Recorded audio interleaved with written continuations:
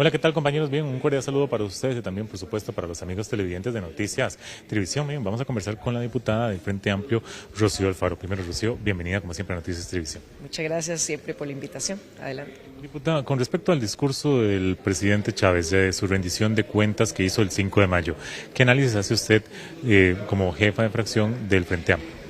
Bueno, nos queda debiendo no a la Asamblea Legislativa, le queda debiendo al país. Nos parece que ni por la forma ni por el fondo se corresponde a la obligación constitucional que tiene un presidente de rendir cuentas sobre su labor. Realmente es un recuento de spots comerciales, es un poco este formato que se puso de moda a finales del siglo pasado de publireportajes, ¿verdad? Donde algo que en realidad es publicidad se trata de ofrecer como si fuera noticia, como si fuera objetivo, y por supuesto el manejo de los datos en donde se utilizan algunos datos sin explicación de por qué se dieron de esa manera, y a su vez se ignoran otros datos para crear una imagen de un país que yo creo que todos los costarricenses se dan cuenta de que no es real. Y nos parece que es una falta de respeto porque lo que la gente quiere es saber, bueno, por qué el presidente ha actuado como ha actuado, por qué ha dejado de hacer las cosas que ha dejado de hacer, y pues también conocer un poco cuál es la estrategia que sigue. Pero lo único que nos ofrece es campaña, ¿verdad? Y creo que en ese sentido no cumple con los requisitos que se esperan de un presidente serio. ¿Y qué le parece a usted sobre este llamado que hace el presidente sobre el tema de que si va a quitar los mandos medios o el tema de la Contraloría o si ocupa mayoría de diputados? ¿Va en ese sentido que usted nos está diciendo sobre el tema de campaña o cómo lo engloba usted? Sí, realmente todo el tema de los mandos medios es un poco arbitrario. A ver, aquí todo el mundo sabe que el que es mandado no manda.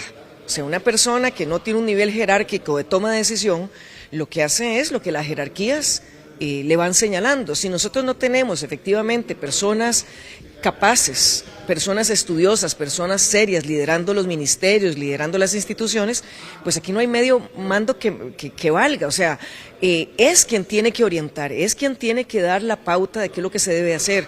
Aquí lo que hemos tenido son jerarcas que más bien han empeorado con sus decisiones los servicios públicos que recibe la población, o sea, ha afectado la calidad de vida de la gente. Si hay gente mediocre en las instituciones, que las debe haber, también hay unas herramientas, unos recursos para poderlos identificar a través de la evaluación, pero no se usa eso, ¿verdad? Entonces es la amenaza constante. Bueno, incluso hemos visto instituciones de personas con evaluación excelente que están siendo despedidas, es el caso del INS, en donde están desmantelando una institución y después, ¿qué va a quedar? Quedar presos, secuestrados por las famosas empresas de seguros que todos sabemos internacionalmente son famosas porque finalmente no dan el servicio que la gente necesita, ¿verdad? Siempre encuentran la forma de no pagar las pólizas que la gente contrata. Entonces, a nosotros nos parece que hay un alejamiento de la realidad en cuanto a quién es el que está fallando. ¿Son las personas trabajadoras que dan los servicios públicos o son los jerarcas que toman pésimas decisiones y que debilitan los servicios públicos que recibe la población?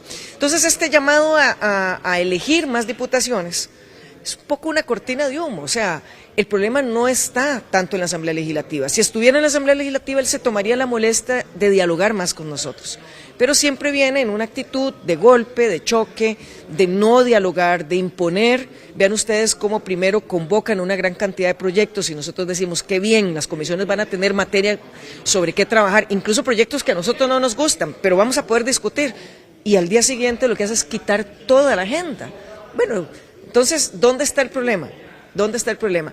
No hay ningún país que tenga una mayoría como la que él se está planteando si sigue las reglas democráticas. Nosotros somos un país pluripartidista. Hacer ese llamado a tener una mayoría absoluta, calificada incluso, para poder gobernar, lo único que demuestra es que él no sabe a qué se dedica el Poder Ejecutivo y no ha podido hacer nada con las herramientas que la Constitución le da para gobernar.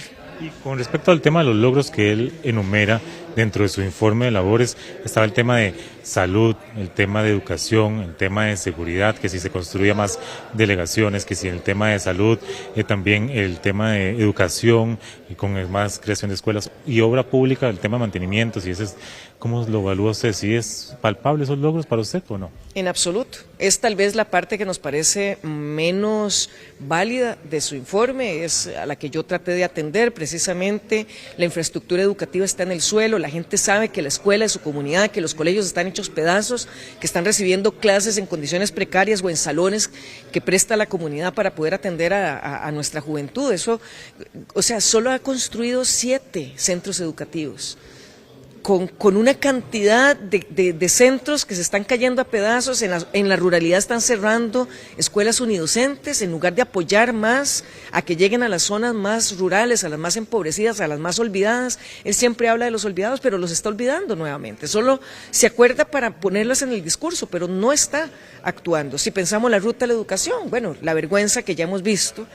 No hay una orientación clara, no hay un crecimiento, no hay una atención de la crisis. Si pensamos en la caja, no se está atendiendo la crisis de la caja, va peor, se está vistiendo, incluso hablando del hospital de Punta Arenas. Por favor, si hablaron en contra, si el ministro Nogui dijo que era una barbaridad que se hiciera un hospital de ese nivel para una provincia rural, que eso es un desprecio absoluto por la población rural de nuestro país. Entonces, a nosotros nos parece que realmente, bueno, lo de seguridad, el no mencionar la tasa de homicidios, el de no mencionar los femicidios, bueno, pone en evidencia que sus prioridades son unas muy distintas a las que tenemos la población. Para usted, su criterio, a su juicio, debería nombrar el presidente un ministro de la presidencia para la relación con ustedes aquí en la Asamblea Legislativa.